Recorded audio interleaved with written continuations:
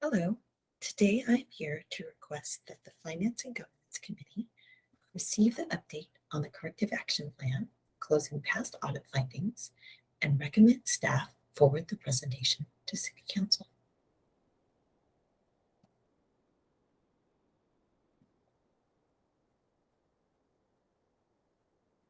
Today's agenda is to provide an update on the status of the corrective action plan and to update you on the progress the city continues to make towards strengthening and maintaining our internal controls.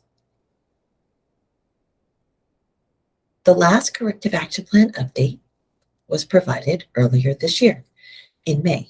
Given that the city has made good progress on clearing prior audit findings, we don't have a whole lot to share in the way of updates. However, we are keeping with our commitment of providing you with corrective action plan updates every 6 months. This slide details the corrective action plan status definitions, just in case you needed to refresh your memory. Today, the only definitions that apply to the current unresolved remaining corrective action plan items are in progress and complete.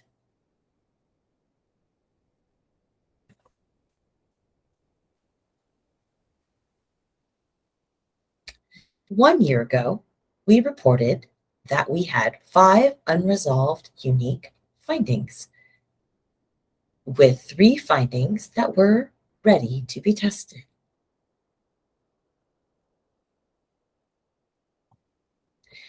In January of 2022, during the single audit, Edie and Payne tested the following 3 findings and cleared them. The lease agreements finding, the pensions plan finding, and the notes receivable finding. The corrective actions were put in place and implemented by the Finance Department, the Human Resources Payroll Department, and the Housing Departments, respectively.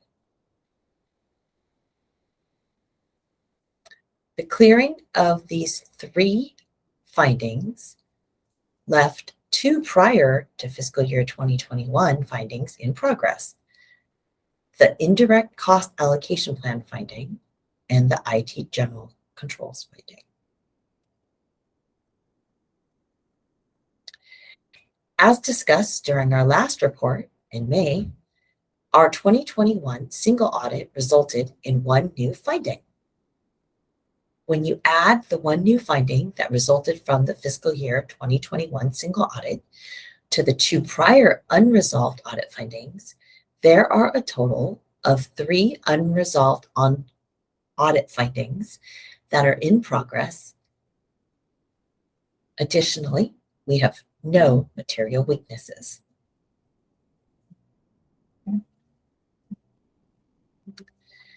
The status of the 3 outstanding remaining findings are as follows.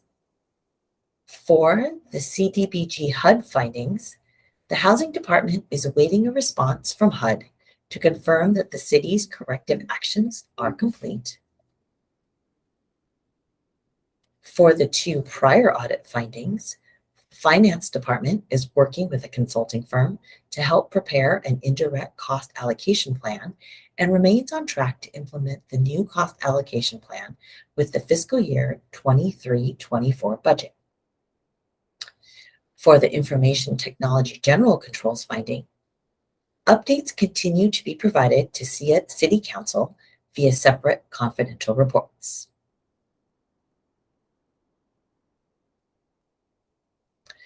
This slide shows the history of the city's progress. Since 2015, the city has had a total of 186 audit findings, of which 159 were unique, non-repeat findings. You will see that the CAP status reported as of April 2022 is in light gray, and that there are no material weaknesses, 3 significant deficiencies, and no non-compliance or best practices. The key takeaway from this slide is that the city has made substantial progress and only has 3 total unresolved findings as reflected on the bottom bar graph.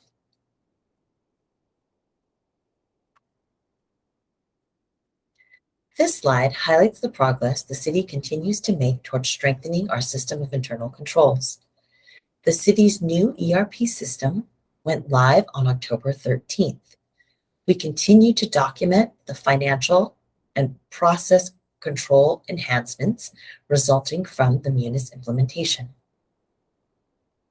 The targeted financial reporting and accounting risk assessment process has been developed and is being implemented.